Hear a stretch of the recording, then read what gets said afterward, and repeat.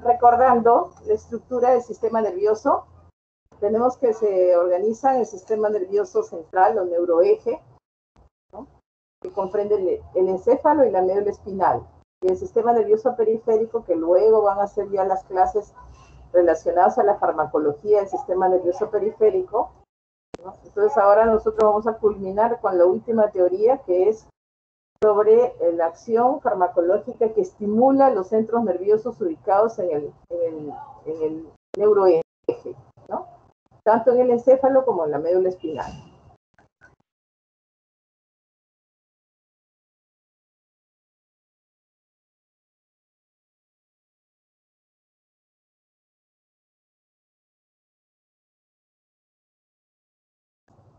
¿Quién me puede decir a qué se refieren aquellos fármacos de acción específica? A ver, Foli, la delegada, que me conteste. Doctora, a fármacos de acción específica se refiere que van a actuar en un determinado punto. Ya, que generalmente actúan a nivel de receptores, ¿no? Los receptores celulares que pueden estar ubicados generalmente en la superficie de la membrana celular, pero también pueden estar ubicados en el citoplasma o en el núcleo, ¿no? Pero en la superficie de la membrana celular, por ejemplo, la mayor parte de los neuroestimulantes actúan a nivel de los receptores de los canales iónicos, ¿no? De cloro, de sodio, de potasio y de calcio. Entonces, recordemos también las estructuras corticales y a nivel de la corteza, vamos a hablar de algunos fármacos que se denominan los psicotrópicos, que van a actuar fundamentalmente a nivel del área prefrontal, ¿no? Vamos avanzando.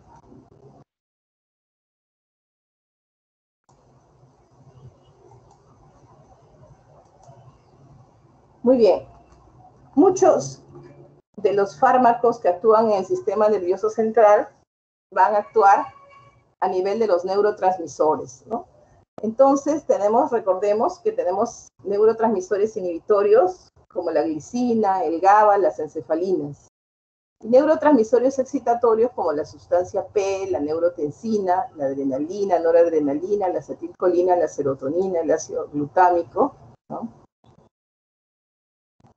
Entonces, por ejemplo, la estringina va a bloquear la acción inhibitoria de la glicina, ¿no?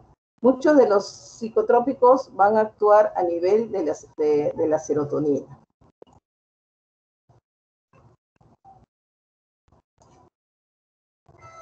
Bueno, a dosis terapéutica, entonces, su acción farmacológica es incrementar la actividad del sistema nervioso central.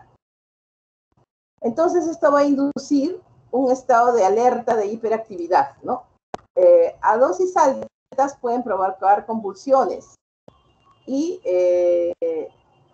con el consumo crónico de ciertos psicotropos se puede producir cambios físicos, o sea, orgánicos y mentales, ¿no? Que van a influir y van a poder alterar en forma importante la conducta moral y social.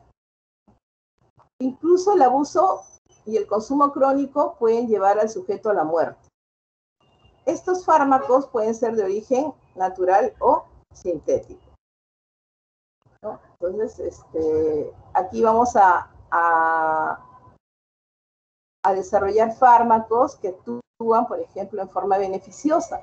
Por ejemplo, aquellos que actúan mejorando la atención y la concentración, como el metilfenidato, que se utiliza para el manejo de los pacientes con déficit de atención e hiperactividad, ¿no? Es un síndrome que debuta en la primera infancia y que puede traer problemas escolares y en los adolescentes y adultos jóvenes a nivel universitario, ¿no? De bajo rendimiento escolar o universitario porque tienen desatención, ¿no? Dificultades para la atención y la concentración acompañados de otros síntomas que vamos a ver más adelante. Entonces, en este caso, el uso de los neuroestimulantes, de los fármacos neuroestimulantes, ¿no? Derivados de las anfetaminas, como el metilfenidato, va a producir un beneficio en el paciente. Se va a utilizar en la farmacoterapia de este síndrome de déficit de atención e hiperactividad. También tenemos, por ejemplo, que incluyen estos neuroestimulantes a las bebidas antínicas, como el café, el té, las bebidas cola, ¿no? Que contienen cafeína, y también producen incremento de la actividad del sistema nervioso central. También mejoran la atención, la concentración, mejoran la capacidad de memoria, sobre todo la memoria corta, ¿no? ¿Quién de ustedes no se ha tomado un café la víspera de un examen para poder terminar de estudiar, ¿no? Pero a dosis altas también produce inquietud, nerviosismo. Entonces, de repente un poco de alteración al nivel de rendir el examen en forma adecuada, porque se ha tomado exageradamente dosis de cafeína. Y también incluyen a los psicodélicos o los psicodislépticos que van a producir alucinaciones, ¿no? Y que son, aquí tenemos todas las drogas que provocan adicción, como la mescalina, la marihuana, las vamos a desarrollar progresivamente. Entonces vamos a ocuparnos de un grupo de fármacos que actúan incrementando la actividad del sistema nervioso central, algunos de efecto terapéutico muy beneficioso y otros que se utilizan como drogas y producen adicción y causan dependencia.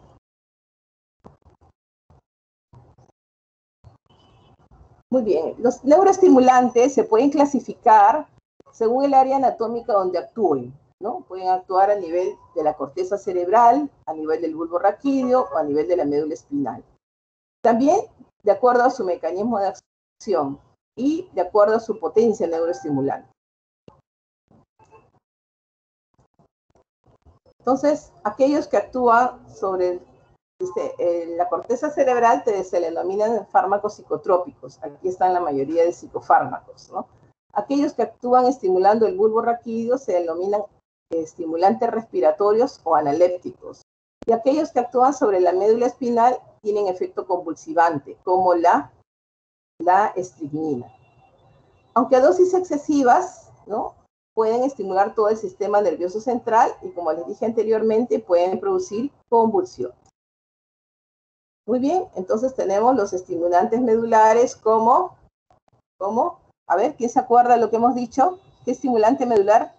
¿Recuerdan? A ver, Estricnina, dijo, creo. La estricnina. Vamos a desarrollarla también. La estricnina se utiliza, es una sustancia tóxica, se utilizaba a dosis bajas como vomitivo, pero en realidad es una sustancia convulsivante y puede producir la muerte a dosis pequeñas, y se utiliza para el envenenamiento de ratas o de perros, ¿no? Lo usábamos mucho en la práctica para demostrar las acciones neuroestimulantes. En nuestras dos primeras prácticas usábamos estricnina en especímenes en ratones o ratas, ¿no? Después tenemos los estimulantes vulvares o analépticos, ¿no? Como el metilentretrazol, ¿no? Y los estimulantes corticales o psicotrópicos, ya les hemos dicho, ¿no? Los psicofármacos. Como habíamos hablado, ¿no? Acciones específicas a nivel de receptores de canal iónico, como los psicofármacos y los psicodislépticos o psicodélicos, ¿no? Y los que tienen acción general. Según su potencia, podemos clasificarlos en estimulantes menores, ¿no? Como los derivados de las metilxantinas, ¿no? Ahí tenemos a la teofilina, a la aminofilina, a la cafeína. Tenemos estimulantes mayores,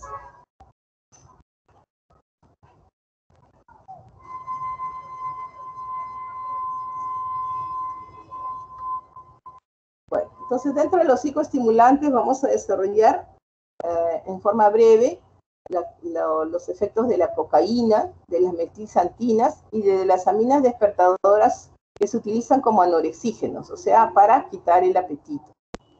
El segundo gran grupo de los neuroestimulantes cerebrales tenemos los antidepresivos o los timoanalépticos, que ya lo han desarrollado, ¿no?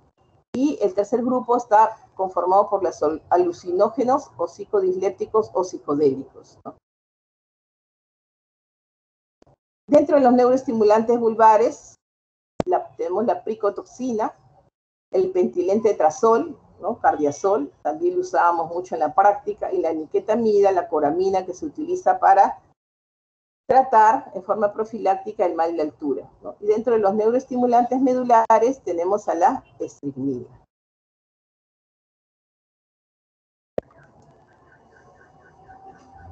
Entonces, pasamos. La cocaína. La cocaína, desde el punto de vista farmacológico, se denomina benzoil metilegonina. Es de origen natural, procede de un arbusto que se denomina eritroxilón coca.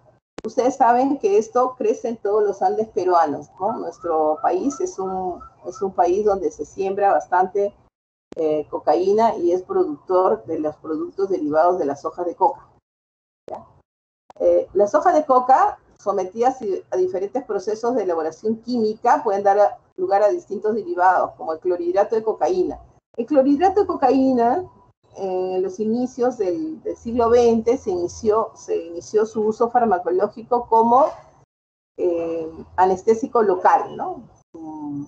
Incluso es el anestésico, el núcleo de la cocaína, del clorhidrato de cocaína, dio origen a la síntesis de los demás anestésicos locales, tanto los ésteres como las amidas.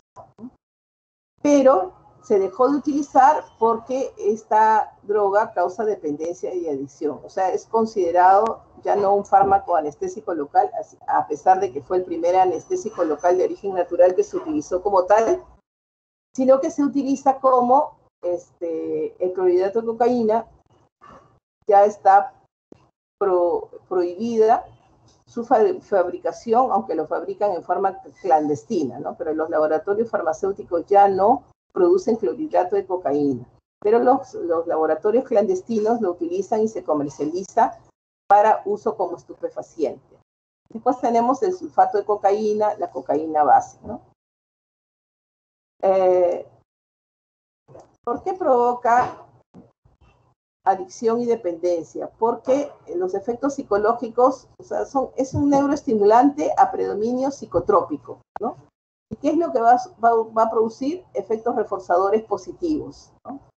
Va a provocar a dosis bajas un aumento de la sociabilidad, ¿no? Mayor locuacidad, mayor rapidez mental, ¿no? Incluso en la expresión verbal, en el cálculo, se utilizaba mucho para vencer la fatiga, ¿no? Y para producir mayor rendimiento de la actividad física. Por ejemplo, los chasquis en la época del incanato chachaban su coca para poder cumplir con sus encargos, ¿no? Pero a dosis ya moderadas y altas produce euforia, excitación, ¿no?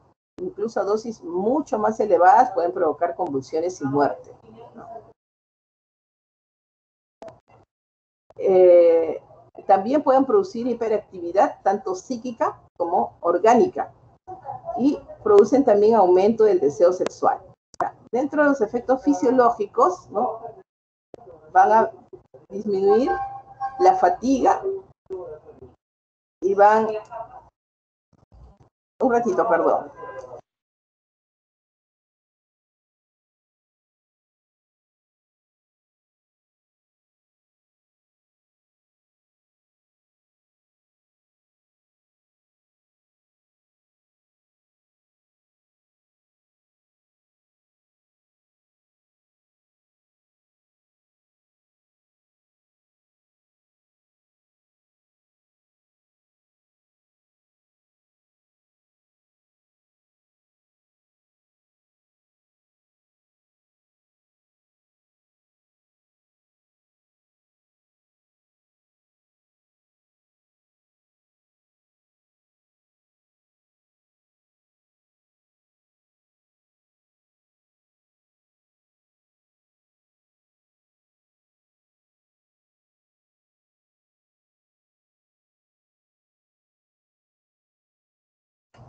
Ya, disculpen, es que estoy en el hospital, ¿ya? Bueno, entonces, desde el punto de vista fisiológico, puede producir hipertensión arterial, ¿no?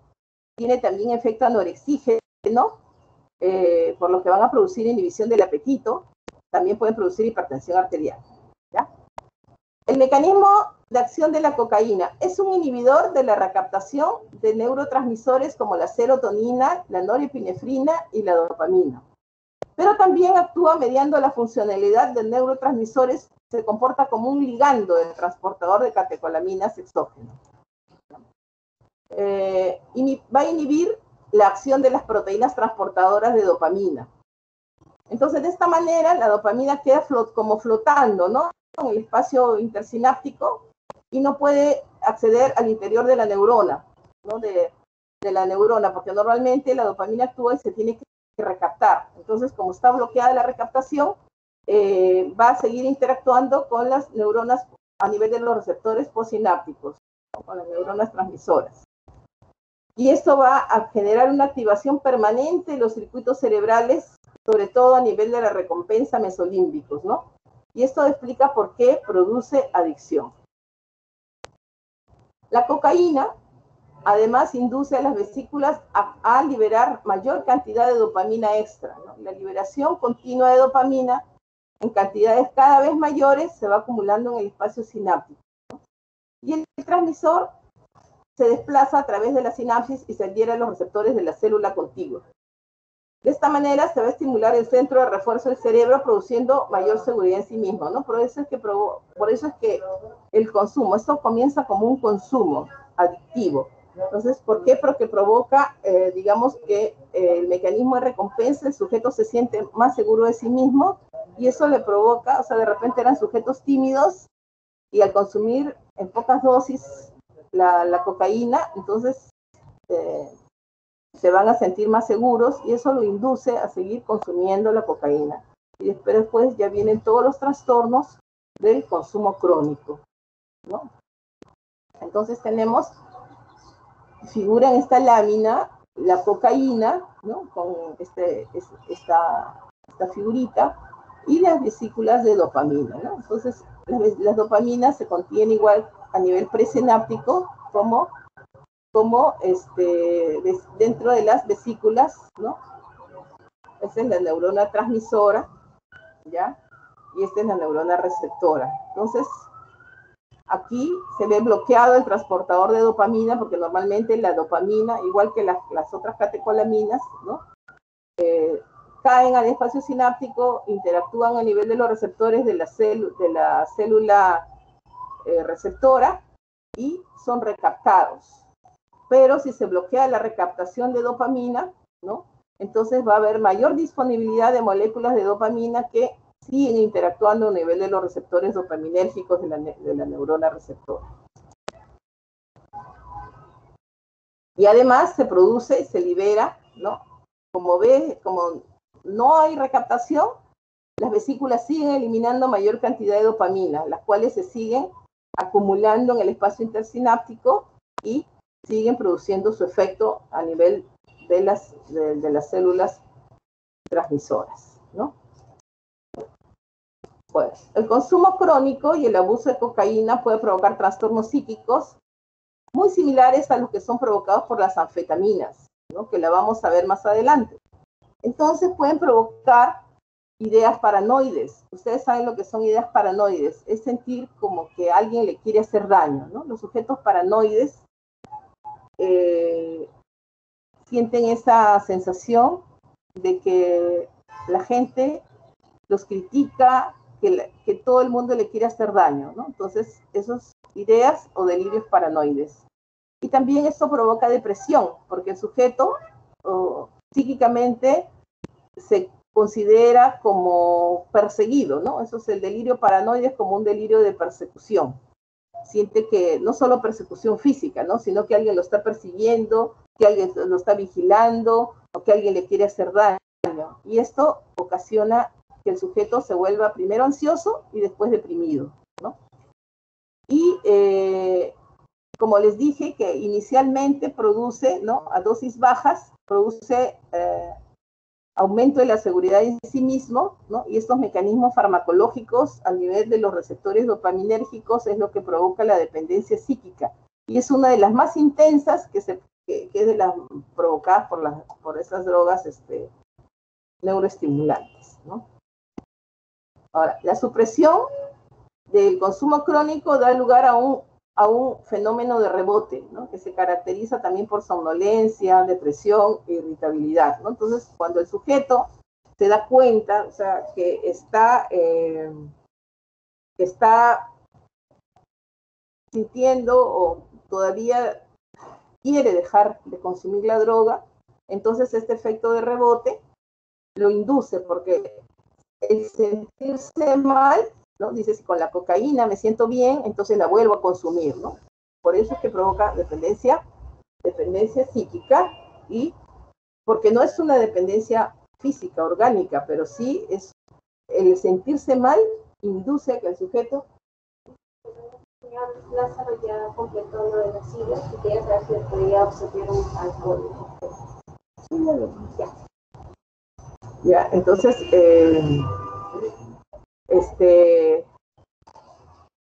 un ratito, por favor.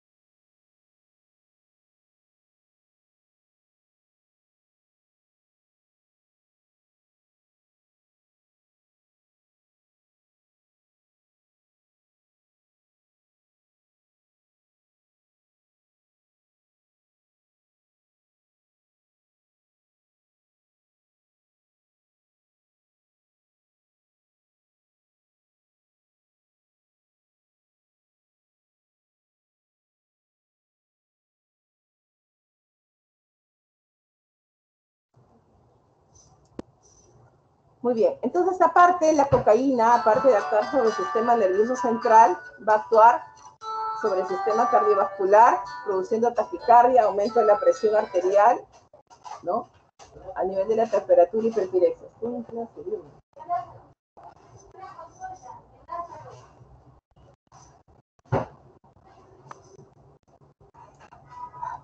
Sí, ahí dice el doctor, antígenos. Molécula, oh, hisopado es, hisopado. Te van a tomar el hisopado. El doctor ha dicho las dos seguramente, no sé, el doctor Chunga, no sé qué era.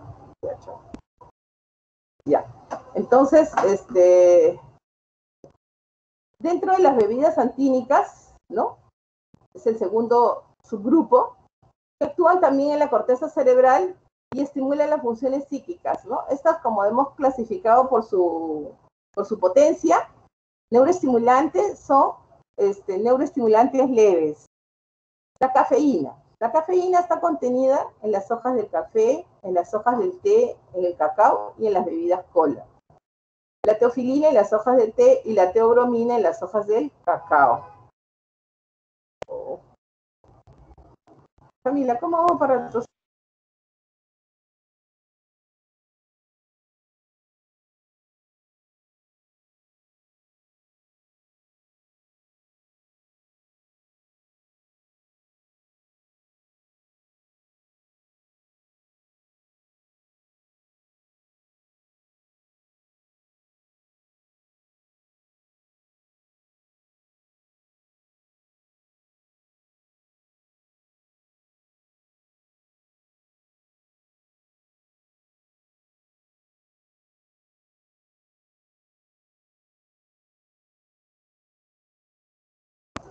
Bueno, entonces, ustedes, como les repetí hace un ratito, ¿quién no se ha tomado una tacita o un par de tazas de café?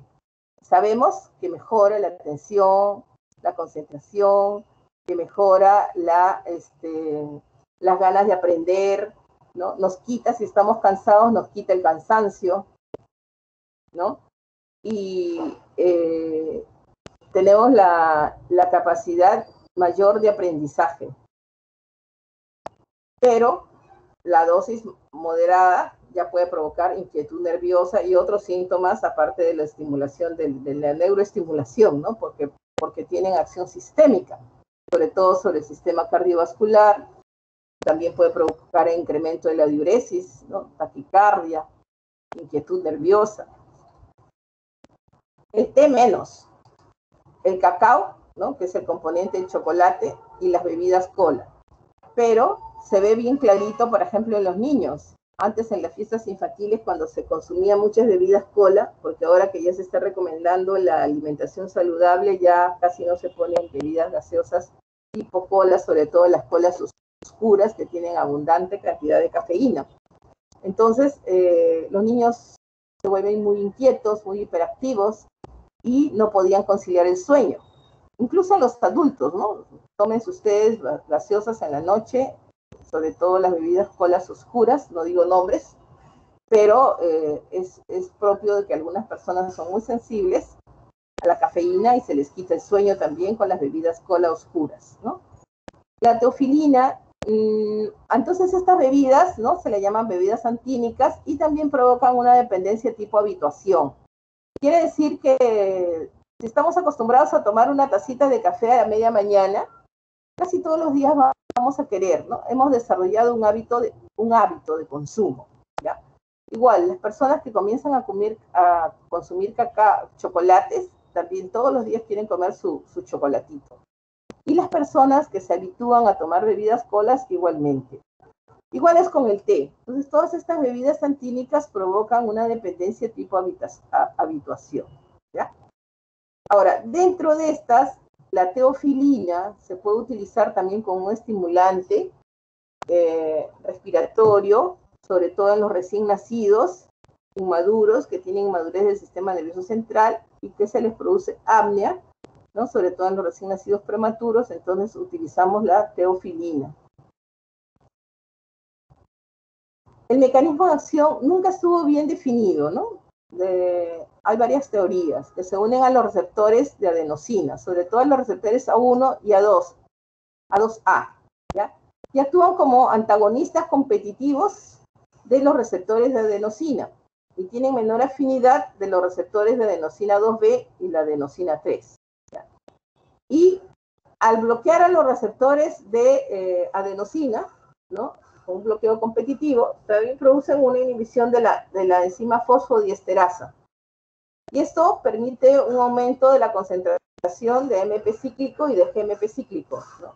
Activan los canales de sodio e inhiben los canales de calcio de tipo N. En el cerebro tenemos receptores de adenosina, ¿no? Y estos receptores de adenosina en el cerebro están acoplados a la proteína G. Y esto va a hacer que se inhiba la liberación de numerosos neurotransmisores, ¿no? Como el GABA, la acetilcolina, la dopamina, el glutamato, la noradrenalina y la serotonina. Entonces, la adenosina tiene como función iniciar una serie de reacciones bioquímicas que van a provocar la ralentización de las funciones neuronales, ¿no? Provocando en consecuencia, ¿no? La inhibición del sueño y mayor excitabilidad a nivel de cerebro, a nivel cortical sobre todo, ¿no? Por eso es que estas bebidas quitan el sueño. Además de actuar, como les he dicho, ¿no? Mejorando la atención, la concentración, ayudan a mejorar el procesamiento mental, también pueden provocar vasoconstricción cerebral, ¿no? Alivia el dolor de cabeza y también la migraña. Entonces, por un efecto vasoconstrictor, ¿no? Vasoconstricción de los vasos cerebrales. Si ustedes también, o las personas, comprueban que si se toma, les duele la cabeza y toman un analgésico tipo paracetamol con una taza de café, el efecto es mucho más intenso, mucho mejor que si toman el paracetamol con un sorbo de agua, ¿no? Y eso lo saben. Las mamás, las abuelas te dicen, te duele la cabeza, tómate un paracetamol con tu tacita de café. Porque va a contribuir a disminuir la cefalea. Entonces, a nivel vulvar, como les he dicho, estimula el centro respiratorio y vasomotor. Pero en nosotros, en los adultos, no se percibe mucho, pero sí se percibe en los recién nacidos, ¿no? Que hay inmadurez del sistema nervioso central. Entonces, se utilizan en los recién nacidos para mejorar su capacidad como un estimulante respiratorio, ¿no? Sobre todo en el apnea del prematuro. A nivel cardíaco, ¿no? Sobre todo la teofilina produce taquicardia, ¿no? Aumenta sobre todo la función inotrópica del corazón, aumenta la fuerza de contracción y también la frecuencia cardíaca. Entonces, ¿quién no ha percibido que cuando toma altas dosis de café tiene taquicardia, ¿no? Y se ve mucho más el efecto con la teofilina y la aminofilina. La teofilina y la aminofilina mucho tiempo se utilizaron como fármacos antiasmáticos, ¿ya? Porque tienen efecto broncodilatador y produciendo relajación del músculo liso bronquial. ¿Cómo se llama el músculo liso bronquial? ¿Quién se acuerda? Es el músculo de Reisenstein, ¿no? Entonces provocan broncodilatación. Entonces, se usaba mucho, en el siglo pasado, hasta la década del 80, hasta quizá el 90, se usaba como broncodilatadores y estaba dentro de los protocolos del manejo del asma bronquial. Ahora eso ya se ha sacado dentro de los protocolos del manejo de la crisis asmática aguda. En algunos casos muy graves se puede utilizar, pero con mucha precaución, ¿no? Porque se utilizaba la teofilina por vía oral como tratamiento de mantenimiento del asma crónica moderada severa y se utilizaba en las crisis asmáticas graves, ¿no? Entonces, y lo único que se utiliza ahora en casos de crisis asmática severa y en casos muy especiales, la infusión de aminofilina, ¿no? Con bomba de infusión. A nivel gástrico, aumenta la secreción gástrica por aumento de la pepsina y el ácido clorhídrico, por estimulación, ¿no? A nivel de riñón, incrementa la diuresis, y a nivel del intestino, incrementa la actividad intestinal, la motilidad intestinal. Entonces ya les he dicho que causan dependencia tipo habituación, es un hábito, ¿no? Pero también pueden desarrollar tolerancia, o sea, si antes yo me sentía satisfecha con una tacita de café en la mañana, ¿no? De repente desarrolla tolerancia y necesitamos tomar más, consumir más café a media tarde y en la noche, ¿no?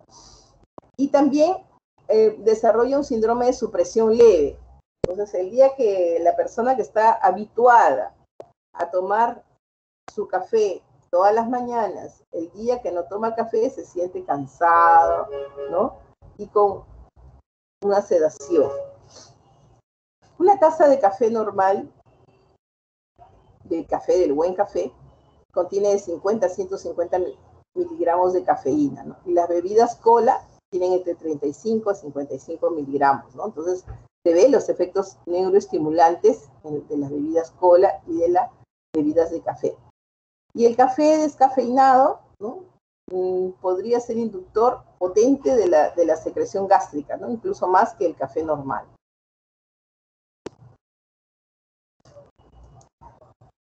Muy bien, entonces, a dosis moderadas en personas susceptibles pueden producir inquietud nerviosa, insomnio, excitación, temblores. A nivel del aparato digestivo, gastritis.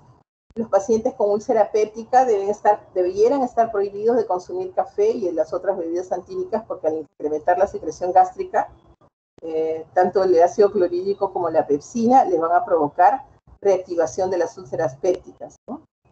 Y a nivel cardiovascular, taquicardia, palpitaciones, extrasístolas. Por eso, como les repito, se suspendió dentro del manejo del protocolo y la crisis asmática el uso de la teofilina y la aminofilina, porque muchos pacientes presentaban extrasístoles, ¿no? Y fallecían de extrasístoles ventriculares. Bueno, el último subgrupo de estos estimulantes corticales tenemos las anfetaminas y sus agentes relacionados, que vamos a desarrollar, como les dije, el metilfenidato, que se utiliza para el manejo del síndrome de hiperactividad y déficit de atención, ¿no? Actúan predominantemente a nivel cortical. Y también tenemos, aparte de estas, del metilfenidato, tenemos los anorexígenos como la fenfuramina y fenilpropanolamina, que en realidad sí disminuyen el apetito. Se pueden manejar, se pueden utilizar para el manejo de la obesidad mórbida, sobre todo aquellos pacientes que comen en exageración. Pero el problema es que hacen un efecto de supresión, ¿no? Y es un efecto de rebote. Entonces el paciente, luego de suspender la medicación con los anorexígenos, vuelve a tener apetito, incluso más apetito que el que tenía antes. Por eso es que fracasa en el manejo de la obesidad como monoterapia, ¿no? El manejo de la obesidad debe ser más integral. Ya, entonces las anfetaminas también son aminas simpático-miméticas, cuya estructura química es muy similar a la adrenalina, ¿ya? Las anfetaminas tienen una larga historia desde el siglo pasado, ¿no? En que se utilizaba, sobre todo después de las guerras mundiales, pero ya sus efectos adversos son tan nocivos que se han sacado, ¿no? Y lo que se utiliza ahora para el manejo terapéutico son combinaciones de levo y dextroanfetamina, ¿no? Y el sulfato de anfetamina racémica, que son constituyentes de los nuevos o de los más modernos fármacos que se utilizan en el manejo del TDAH. Como les digo, desde el siglo XIX, no sé si se sintetizó la fenilisopropylamina como un derivado de la efedrina, ¿no? En 1920 ya se usó en forma experimental para combatir la fatiga, incrementar la alerta, sobre todo como les hablaba, ¿no? En las guerras mundiales. Pero se encontró que también mejoraba el rendimiento físico e intelectual. Entonces, a partir de esto se sintetizó un derivado que es el metilfenidato y que todavía se sigue utilizando con mucho éxito, ¿no? Como parte del manejo farmacológico del síndrome de déficit de atención e hiperactividad, ¿no? Este fármaco es de prescripción controlada, ¿no? A nivel nacional, ustedes ya han hecho su seminario de farmacovigilancia, a nivel, son fármacos de prescripción restringida, ¿no? Solamente están autorizados los neurólogos y los psiquiatras para prescribir el metilfenidato. ¿Por qué? Porque en la década más o menos del 60, del 70, era de consumo habitual en los estudiantes universitarios, porque definitivamente mejora la atención, la concentración, la memoria, la capacidad de aprendizaje, pero también tiene tendencia a la adicción. Entonces era difícil, ¿no? que dejen estas sustancias, y ya más se utilizaban como en forma indiscriminada, ¿no? Bueno, el mecanismo de acción de las anfetaminas, ¿no? Al igual que lo que hemos estado viendo, que la cocaína, ¿no? Involucra también a varios neurotransmisores, ¿no? Sobre todo a nivel dopaminérgico, serotoninérgico y a nivel adrenérgico, ¿no? Tanto a nivel de la noradrenalina como de la adrenalina. Principalmente aumenta los niveles sinápticos de las monoaminas por varios mecanismos, ¿no? Intercambia por difusión a través de los transportadores de membrana, mayor intercambio, ¿no? Hay perturbación del transportador vesicular de monoaminas, o sea, hay bloqueo de la recaptación, ¿no? Y una inhibición de la enzima monoaminoxidasa, ¿no? Y también hay aumento de la liberación a nivel de las neuronas presinápticas, ¿no? Hay mayor estímulo de la descarga presináptica. Entonces, sobre la corteza cerebral, ya hemos dicho, aumenta la atención y la concentración, el rendimiento intelectual, desaparece el sueño y la fatiga, incremento de la vigilia, ¿no? Estos, a los niños, cuando se les trata a los niños escolares con síndrome de déficit de atención e hiperactividad, se les prescribe en la mañana y no más allá de las 5 de la tarde, porque si no, no descansan, no duermen, porque se les quita el sueño, ¿no? Igualmente, a nivel del centro del apetito, disminuyen el apetito. Entonces, se ha visto que con el uso a largo plazo pueden provocar tendencia a talla baja, porque no se alimentan normalmente. Entonces, por eso es que se les restringe el uso de lunes a viernes, que es cuando tienen las actividades escolares. Sábado y domingo se les deja sin este fármaco para que pueda no afectar tanto la talla final, ¿no? A nivel del hipotálamo, entonces disminuye el apetito y estimula la saciedad, ¿no? El paciente puede no haber comido, pero siente la sensación de estar lleno, como si hubiera comido, ¿no? A nivel cardiovascular, o sea, pueden provocar taquicardia, ¿no? Hipertensión a dosis elevadas, puede provocar también arritmias y por eso es que antes de iniciar el tratamiento por los especialistas se recomienda en los niños un electrocardiograma basal. Entonces, el metilfenidato no solamente también, o sea, es beneficioso en el síndrome de desatención e hiperactividad, porque esos niños suelen ser muy criticados porque son inquietos, tienen inquietud motora, no son atentos, ¿no? Entonces todo el mundo les llama la atención, los padres, en el colegio, como son muy impulsivos, no tienen muchos amigos, ¿no? Los amigos estudiosos nunca quieren juntarse con estos niños porque son, entre paréntesis, entre comillas, son dejados, son flojos, ¿no? Pero es que se aburren porque no tienen atención, no tienen la atención normal. Es poco frecuente que un médico o que un estudiante de medicina haya sido un paciente con déficit de atención e hiperactividad, porque para estudiar medicina se necesita mucha concentración. Aunque yo tengo colegas, ¿no? Incluso jefes de servicio que son hiperactivos, pero han mejorado la desatención, pero persiste la hiperactividad, ¿no? No están tranquilos, nunca pueden estar mucho tiempo quietos. Por ejemplo, tengo un jefe de servicio que cuando estamos en reuniones de pronto se para y se va. Y este es un experto, es un neurólogo pediatra muy experto porque él ha sido un chico con déficit de atención y hiperactividad. Esto puede persistir hasta la etapa adulta. En la adultez predomina uno de los dos síndromes, la hiperactividad, ¿no? O la desatención. Si predomina la desatención en la etapa ya de la adolescencia tardía o de la juventud, entonces estos alumnos generalmente tienen bastante deserción universitaria, porque no pueden con los cursos. Pero si predomina la hiperactividad, es probable que lleguen a ser profesionales y que tengan un buen rendimiento intelectual, pero son la gente que nunca dura en los trabajos, ¿no? Porque se aburren rápido. Entonces, el consumo del metilfenidato no solamente está aprobado en niños escolares, sino también en universitarios, en adultos, ¿no?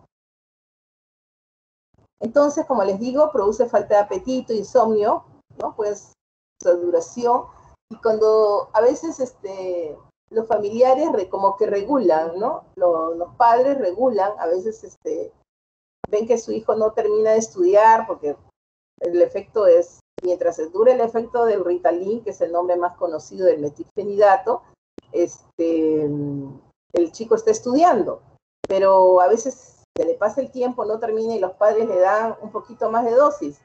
¿Y qué se ve? Que se contrae la mandíbula, ¿no? Se le seca la boca y también puede provocar hipertensión arterial.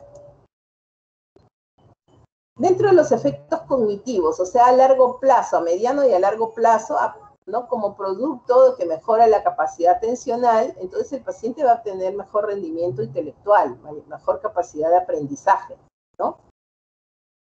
Puede resolver mejor los problemas, ¿no? Sobre todo los procesamientos de cálculo que están un poco interferidos. Y también mejora, pero la memoria a corto plazo, ¿no? Cuando a un niño hiperactivo le enseñan algo, se acuerda en el momento, ¿no? Pero si le hacen una memoria, le hacen preguntas, ¿no? Donde se tiene que involucrar mucho la memoria retrógrada, ya no rinden, ya no responden. Entonces también mejoran, el metilfenidato mejora las conductas agresivas e impulsivas. Estos niños son, por ejemplo, aquellos que no les gusta hacer cola, ¿no? Si salen del colegio, del salón, a la hora de recreo, y normalmente la profesora le dice, ya, van de 5 en 5 al baño, vayan haciendo su colita. No, esos niños nunca hacen cola, se meten, son los primeritos, ni cuenta se dan que están haciendo cola, entonces todo el mundo los critica, los llama, oye, no te cueles, etcétera, ¿no? Entonces, por eso es que son desobedientes y tienden a bajar su autoestima. Entonces, cuando el niño consume esto, ¿no? Se comportan muy bien, porque respetan las colas, respetan órdenes, ¿no? Y disminuye su inquietud motora. Ustedes habrán visto entre sus compañeros cuando han estado en el colegio o tal vez en la universidad que hay alumnos que nunca pueden dejar de mover los pies o que nunca pueden dejar de jalarse la oreja o jalarse el pelo, ¿no? Estos tienen cierto grado de déficit de hiperactividad por lo menos, ¿no? Y generalmente tienen una letra horrible, ¿no? Porque no hay una buena coordinación visomotriz.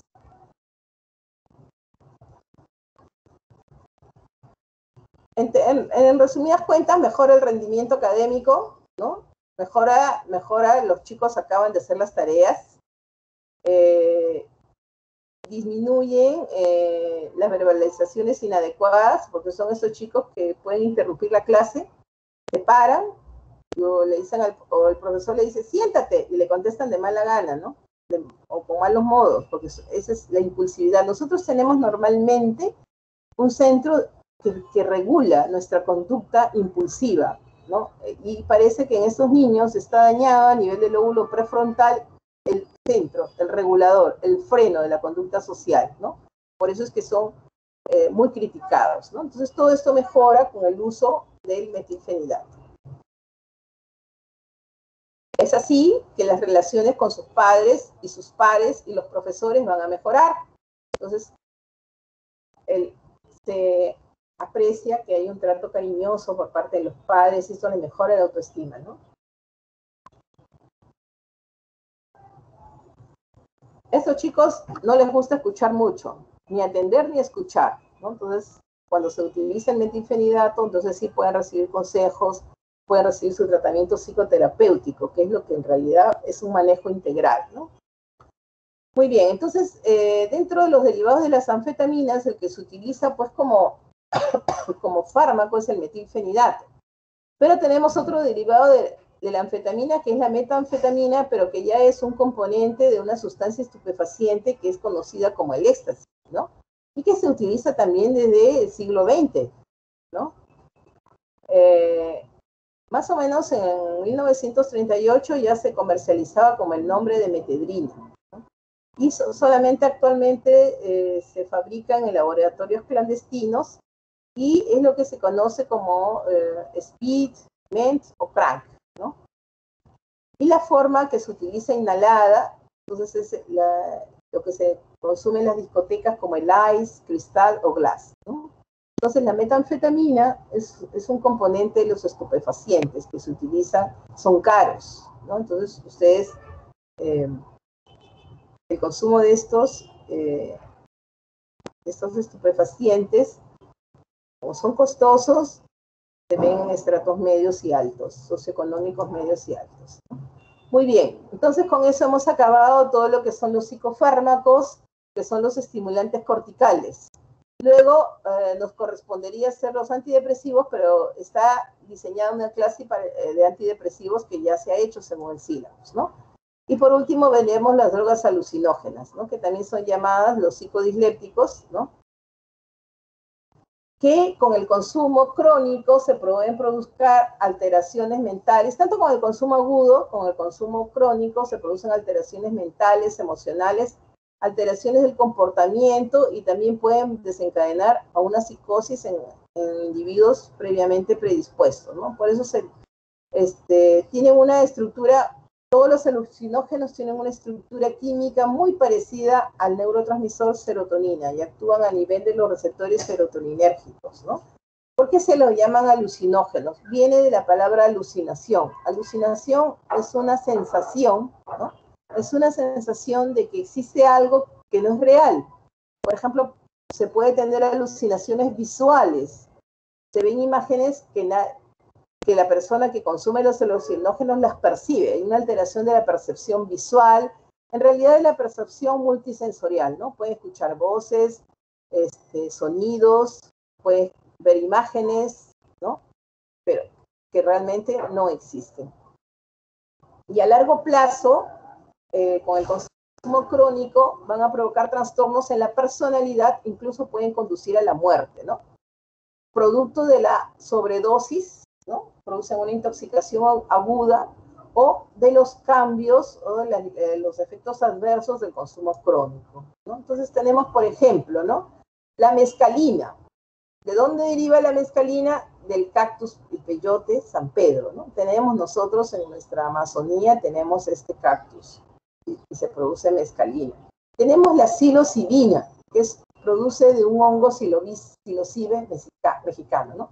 Tenemos el derivado del ácido lisérgico, el LSD, que es un alcaloide del cornezuelo de centeno. Tenemos también la bufoctenina, que se obtiene de la glándula del sapo. Y otra sustancia que es la armalina, que se produce que se obtiene de la ayahuasca o chuchuhuasi, ¿no? Esta bebida que también es de nuestra Amazonía peruana. Y la marihuana, que puede crecer en plantas desde en la planta del cáñamo cannabis, ¿no?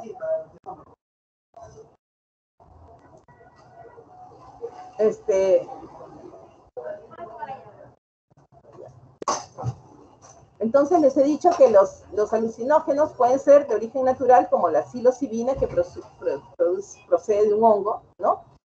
O la mescalina, ¿no? Que se obtiene por producción química del cactus peyote. Y otros que son de origen meramente sintéticos, ¿no? Como el LSD o el polvo de ángel, que es el PCP. Entonces, los alucinógenos, ya les he dicho, distorsionan la percepción sensorial, alteran también el pensamiento, ¿no? Alteran también la noción del tiempo y del espacio. O sea, las personas que consumen alucinógenos están perdidos, están desorientados en el tiempo y en el espacio, ¿no? Puede ser de noche y piensa que están de madrugada. Puede ser de tarde y piensa que están en la mañana, ¿no? Obviamente la oscuridad como que marca más o menos la hora, ¿no?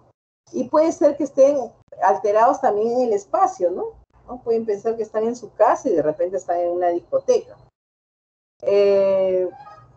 Y estas personas, al sentir alucinaciones, entonces tienen una sensación de pánico y de terror, ¿no? Porque imagínense, escuchan voces que no existen, ¿no? Los demás están tranquilos, contentos, o sea, aquellos que no consumieron los alucinógenos, pero aquel que consumió está terriblemente afectado y como ve que el resto está tranquilo, entonces está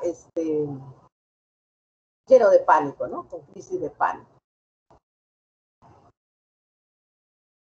Estos pacientes se vuelven eufóricos, verborreicos. ¿Saben lo que es verborrea? A ver, alguna alumna voluntaria, ¿qué es lo de la verborrea? ¿Que no puedes dejar de hablar? Así es, ¿no? Hay bastante, un lenguaje expresivo incontrolado. Muy bien. Hipersensibilidad sensorial. Algunos tienen una experiencia mística, ¿no? Por ejemplo, los que consumen la bebida chuchuhuasi muchas veces es que se van a los brujos, ¿no? Y también produce confusión mental, hiperactividad. Antes era muy frecuente que los alumnos de medicina se iban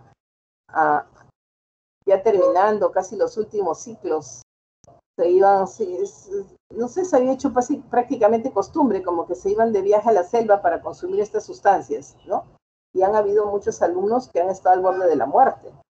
Entonces, mucho cuidado con esto. Menos mal que ahora estamos en pandemia y no hay muchos viajes, así que mucho cuidado, ¿no? Muchos alumnos terminaban el curso de farmacología y se iban por ahí a dar sus vueltas por la selva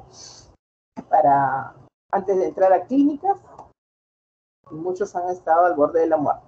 Bueno, fisiológicamente, a nivel orgánico, producen taquicardia, pueden provocar hipotensión, descoordinación, hiperpirexia y midriasis. Entonces, se les denomina psicodislépticos porque conducen a estados psicodélicos, ¿no? El estado psicodélico es cuando hay una alteración de la percepción, alteración del pensamiento, ¿no? Y por eso es que se le llama la sensación de vuelo, ¿no? También, aparte de las alucinaciones visuales, auditivas, también hay alteración de la percepción gustativa y olfatoria, ¿no? Y de la orientación espacial, ¿no? Por eso es que se percibe la sensación de vuelo.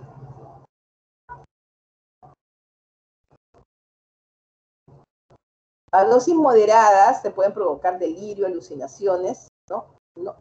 No pierde la capacidad de autocrítica.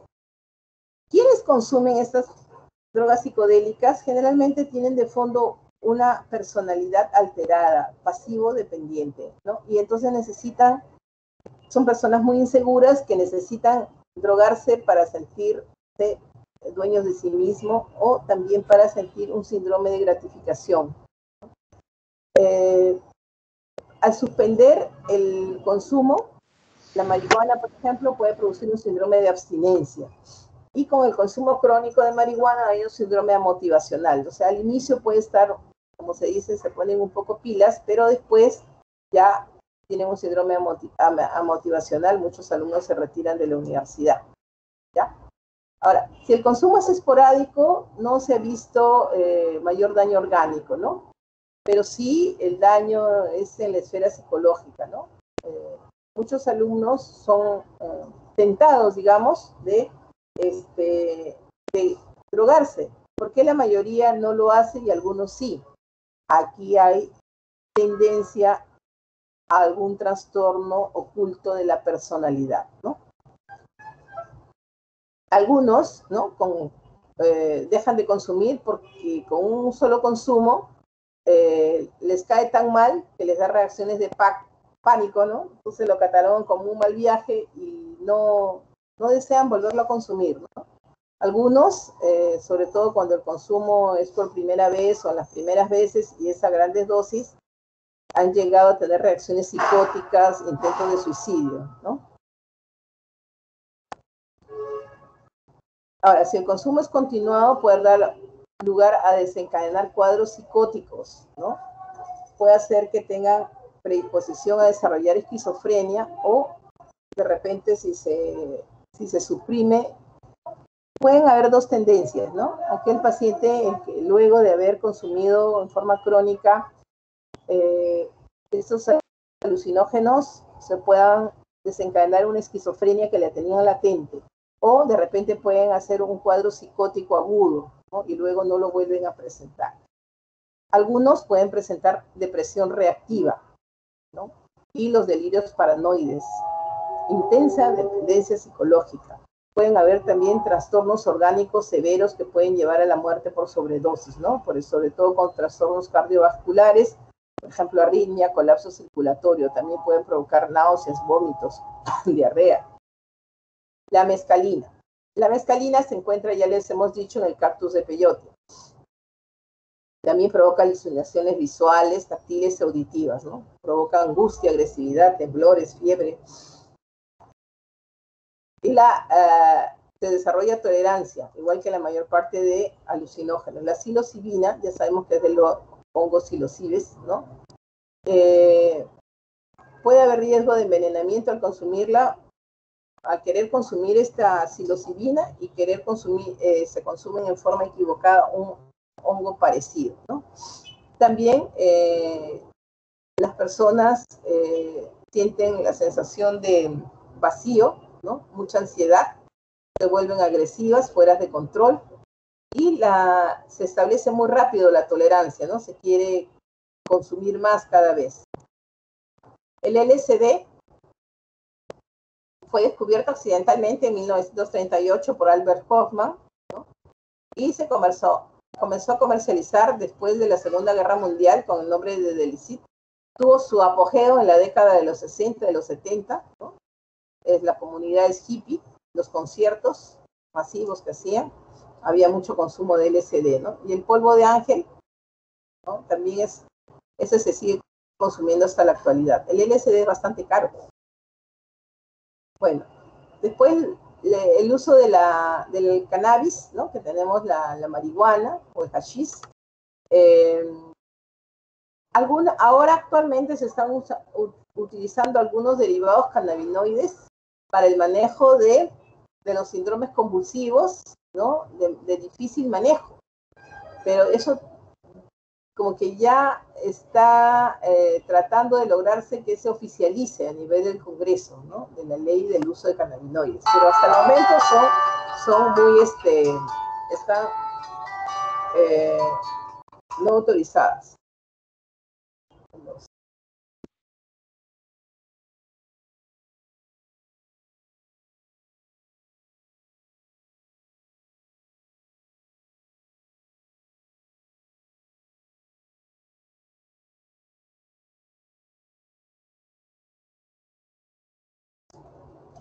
Muy bien, disculpe. Entonces, ya vamos a acabar. También puede provocar el consumo de marihuana, ¿no? Aumento del apetito, los ojos quedan brillantes y enrojecidos, puede tener mucha sudoración, descoordinación de movimientos, taquicardia, sequedad de la boca. Produce también somnolencia, una conducta desinhibida, incapacidad para la concentración e incapacidad para expresarse, y obviamente las alteraciones sensoriales propias de todos los alucinógenos, ¿no? Puede también entorpecer la ejecución de tareas complejas. O sea, el alumno universitario que consume marihuana se le hace difícil un buen rendimiento académico, ¿no? También con las sobredosis agudas pueden tener crisis de pánico y de ansiedad. Y en las personas predispuestas también se desarrollan cuadros psicóticos como con los otros alucinógenos o desencadenar una esquizofrenia. A nivel respiratorio puede provocar tos crónica y bronquitis, ¿no? A nivel cardiovascular puede empeorar, desencadenar un cuadro de insuficiencia cardíaca o hipertensión. Puede también haber alteración a nivel endocrinológico de la maduración sexual, ¿no? Incluso en los varones que consumen marihuana se ha comprobado una reducción de la calidad y la cantidad del esperma. Entonces puede conducir a infertilidad. A nivel del sistema inmunológico, puede producir tendencia a incremento de infecciones.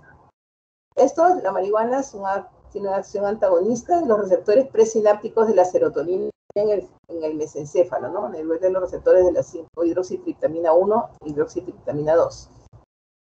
Luego veremos los neuroestimulantes vulvares, que se conocen como analépticos, ¿no? Que se utilizan para aumentar el trabajo respiratorio. Hemos hablado al inicio del pentilentretrazol, que es el cardiazol, ¿no? La niqueta, que produce a dosis altas produce convulsiones, ¿no? A dosis altas también produce estimulación cortical y puede provocar convulsiones muy parecidas a la de epilepsia. Entonces, cuando hacíamos trabajos de experimentación con especímenes como perros, por ejemplo, provocábamos convulsiones para la práctica de anticonvulsivantes, provocábamos convulsiones con cardiazol o pentilentretrazol, ¿no? Muy similares a las crisis de epilepsia. La niquetamida, que les he dicho, ¿no? Que se utiliza para el mal de altura, igual que el Nicorén. Todos estos, la bemegrida, el Tanibán, pero la más utilizada es la niquetamida, que se conoce como coramida, para el mal de altura. Estimulan en forma selectiva los centros vulvares, tanto el centro respiratorio, que es mayor acción sobre el centro respiratorio, y también sobre el centro vasomotor, pero carecen de acción cardiotónica. En caso por ejemplo, en el caso de intoxicación por neurodepresores, se puede utilizar, ¿no? Para producir elevación de la presión arterial. Entonces, y por último, los neuroestimulantes espinales como la estrinina. La estrinina, como les dije, que se extrae de la nuez vómica, que es un tóxico, es un veneno, que se utilizaba antes a pequeñas dosis como vomitivo. Produce su intoxicación en 4 fases, ¿no? La fase de hiperreflexia e hiperactividad, la fase de convulsiones, predominantemente tónicas, y después viene una parálisis espástica, que produce la parálisis respiratoria, y la muerte por asfixia. Su mecanismo de acción es acción inhibitoria postsináptica a nivel del neurotransmisor la glicina, ¿no? La glicina es un neurotransmisor que se produce en las células de Renshaw. Entonces, a nivel de las astas laterales de la médula. Normalmente, ¿por qué se producen las convulsiones? Normalmente las contracciones son reguladas, ¿no? Si nosotros se contrae un grupo de músculos efectores, los oponentes se relajan. Y esto es gracias a la liberación a nivel de las astas laterales de la médula del neurotransmisor inhibitorio glicina, ¿no? Pero como la estrimina bloquea los receptores de glicina, entonces se va a producir las contracciones de efectores y oponentes.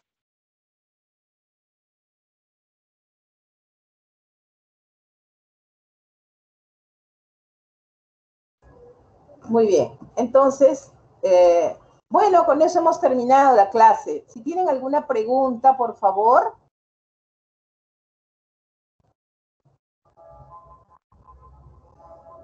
Si todo ha sido claro, les agradezco su atención.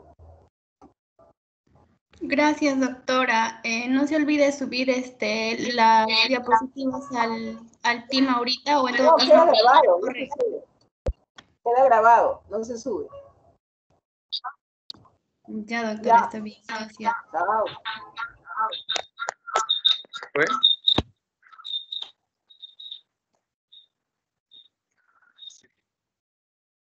¿Aló?